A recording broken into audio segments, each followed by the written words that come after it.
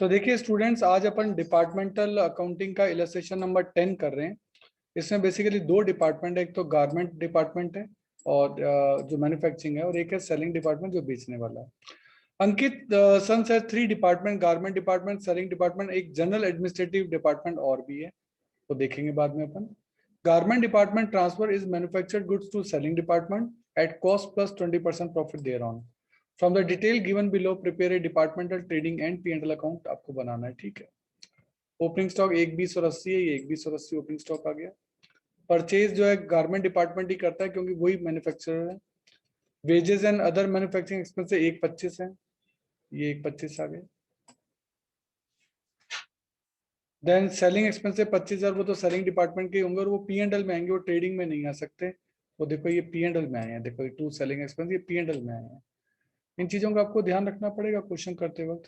Closing stock of finish good at respective department, closing stock 45 and 95 दे रखा है, check करो। ये क्लोजिंग स्टॉक 45 एंड 95 दे दिया। एंड सेल्स केवल सेलिंग डिपार्टमेंट करता है, तो सेल्स केवल इसी के लिखी जाएगी, ये देखो बाय सेल्स ये लिखती।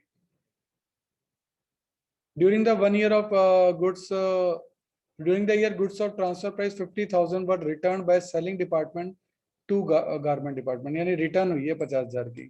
तो देखो इसके लिए सिंपल सा रूल मैं बताता हूँ। पर्सनल अकाउंट का एक रूल था, debit the receiver credit the giver. Selling department ने दी है और मिली गारमेंट को है, तो गारमेंट तो रिसीवर हो गया 50,000 का, तो देखो 50,000 का ये तो रिसीवर होगा और ये गिवर होगा, तो ये यहाँ क्रेडिट में आ जाएगा। तो जिसने रिसीवर है उसको ने तो डेबिट किया टू गुड्स रिटर्न, है ना।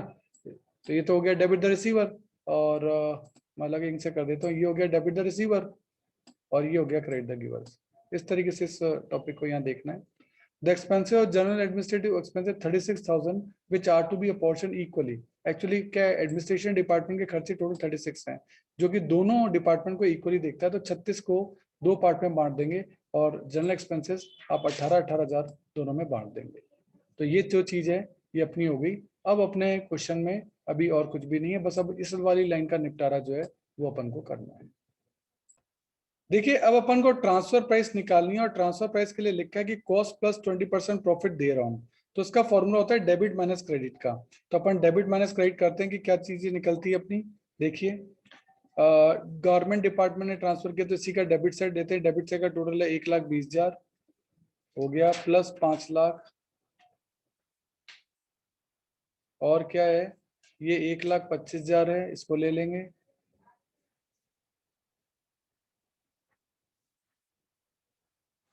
इस 50,000 को अभी नहीं लेंगे क्योंकि ये एक्चुअली सेल के रिटर्न है। अभी हम सेल तो कैलकुलेट कर लें, फिर रिटर्न को तो बाद में देख लेंगे। माइनस क्रेडिट साइड में भी हमको यही फिगर पता है, क्लोजिंग स्टॉक। अभी ये फिगर तो पता ही नहीं है, तो माइनस 45,000। तो ये टोटल होता है 7 लाख। ये कॉस्ट है अभी तक, debit minus credit, debit minus credit 7 lakh. और उस पर आप कॉस्ट पे कितना प्रॉफिट कमाना चाहते हो, ऐसा क्वेश्चन में लिखा है कि कॉस्ट पे 20% प्रॉफिट कमाना चाहते हो। तो 7 लाख में 20% प्रॉफिट आप निकालो, ये 20% आता है 1,40,000। तो 7 लाख की चीज आप 1,40 के प्रॉफिट में बेचेंगे तो ये आपका हो जाएगा 8,40,000, है ना। अब क्योंकि हमने वो 50,000 को अभी तक कंसीडर नहीं किया, ये तो नेट सेल है, जो माल बिक गया उसका प्रॉफिट है। कुछ 50,000 का माल ऐसा भी तो है जो बेचा तो था लेकिन वापस आ गया, इसका मतलब टोटल सेल हमारी 890 हुई थी, ये 890 आप यहाँ दिखाएंगे। और हमने 50,000 यहाँ जोड़ा है, तो अपोजिट साइड में 50,000 लिखा भी था उसको नलीफाई करने के लिए, तो इसीलिए यहाँ 50,000 जोड़ के दिखाना पड़ेगा क्योंकि सेल तो हमारी 890 की हुई थी और 50 का रिटर्न आया था। इसीलिए वास्तव में आपका क्वेश्चन यहाँ आके खत्म हो चुका है, ये 840 पे आके खत्म हो चुका है। ये 50 तो इसलिए दिखाया क्योंकि अपन को नलीफाई करना पड़ेगा। तो कुल मिलाकर ये आपका 890 की सेल है, ये 890 की जो है transfer of manufactured goods to selling department. अब ये इसके लिए तो क्रेडिट में आ गया, तो इसके तो सेल है, लेकिन दूसरे के लिए तो परचेज है, तो ये इसके लिए डेबिट में आ जाएगा। तो यहाँ लिखा है टू ट्रांसफर, ये 8,90,000 यहाँ आ गया।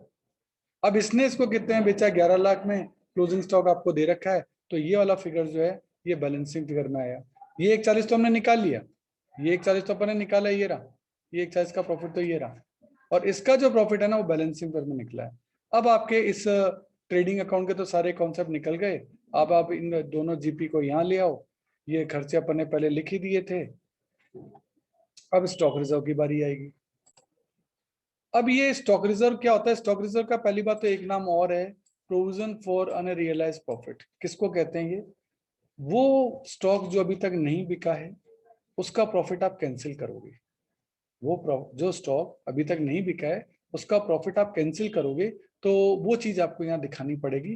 तो उसको बोलते हैं अनरियलाइज प्रॉफिट, यानी स्टॉक के अंदर जो प्रॉफिट अभी भी इंक्लूडेड है, जो वास्तव में कमाया ही नहीं है आपने, वो स्टॉक में प्रॉफिट इंक्लूडेड कर रखा है। भाई अपन ये कह रहे हैं हमारा जो डिपार्टमेंट जो है गारमेंट डिपार्टमेंट, उसने सामान बेचा। किसको बेचा? सेलिंग डिपार्टमेंट को। सेलिंग डिपार्टमेंट ने अभी तक बेचा ही नहीं, मतलब उनके गोडाउन में अभी भी माल पड़ा है यहाँ 95,000 का। तो या फिर जब गोडाउन में माल पड़ा है तो माल बिका कहाँ? और गारमेंट डिपार्टमेंट खुश हो रहा है, मैंने तो बेच दिया। अरे भाई तुमने बेच दिया, दूसरे डिपार्टमेंट में तो बड़ा फैक्ट्री के बाद होना चला गया। तो इसीलिए इस प्रॉफिट को जो कि उसने कमाया हुआ मान लिया है उसको कैंसिल करना पड़ेगा। अब उसको कैसे कैंसिल करना पड़ेगा? क्लोजिंग स्टॉक 95 है और ओपनिंग स्टॉक कितना है? 80। तो कुल मिला के 15,000 रुपए का स्टॉक अभी आपका आया है। तो 15,000 रुपए के स्टॉक पर आपको अनरियलाइज प्रॉफिट बनाना पड़ेगा। वो आप कैसे बनाएंगे वो आप देख लीजिए। ये 95 माइनस 80 जो है वो इसीलिए किया है, ये 15,000 रुपए का है। नहीं तो आप ओपनिंग पे अलग क्लोजिंग पे अलग भी बना सकते हो। अभी मैं इसने क्या किया वो बता रहा हूँ। ये 15,000 का आपका स्टॉक है और ये कॉस्ट में 20% जोड़ने के बाद है। कॉस्ट अगर 100 थी तो प्रॉफिट गारमेंट डिपार्टमेंट ने 20 रुपए जोड़ा था और सेलिंग प्राइस आपकी 120 थी। ये 15,120 है। तो बताओ 20 कितना होगा? तो ये आपका निकल जाएगा 2500। ये स्टॉक रिजर्व आ गया। ये 2500 किसके अगेंस्ट है मैं आपको बता दूं। एक्चुअली जो इसने पूरा प्रॉफिट मान लिया था ना, इसने पूरा प्रॉफिट मान लिया था सेल करके। तो यह हमने इसकी डेबिट साइड में इतना दिखा दिया कि हाँ भैया हमने प्रोविजन बना दिया है, ये 2,500 का प्रॉफिट अभी तक नहीं हुआ है।